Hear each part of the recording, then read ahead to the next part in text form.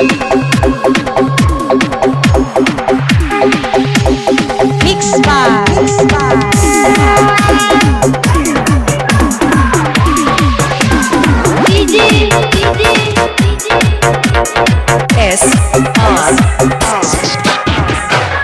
श्री 108 श्री गणेश पूर्णोत्सव समारोह 2021।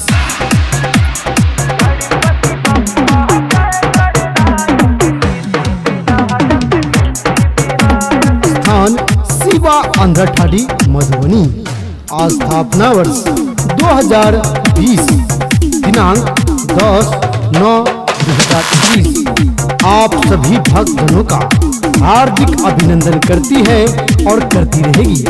आयोजक श्री गणेश पूजा युवा समिति, रायजी टोल, बड़ा सेवा।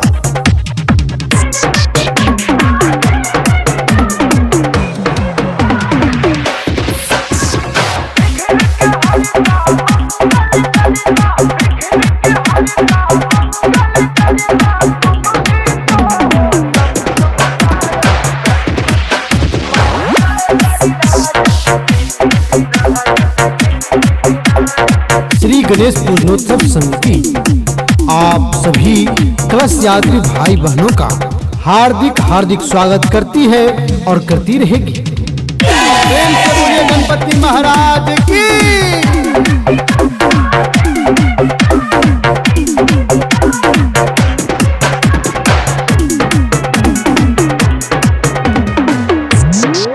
गणपति बप्पा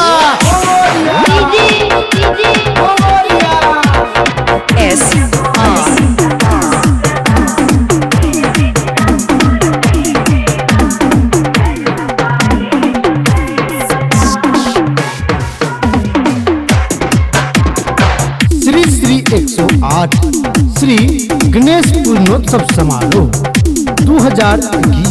श्री श्री 108 श्री गणेश पूर्णोत्सव समारोह 2021।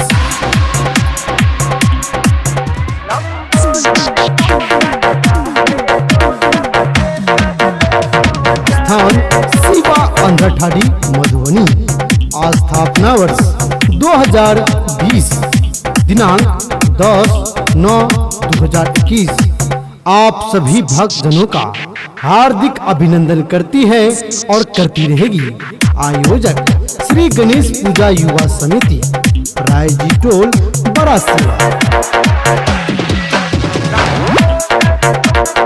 श्री गणेश पूजनोत्सव समिति आप सभी कलश यात्री भाई बहनों का हार्दिक स्वागत करती है और करती रहेगी। प्रेम से बोलिए गणपति महाराज की।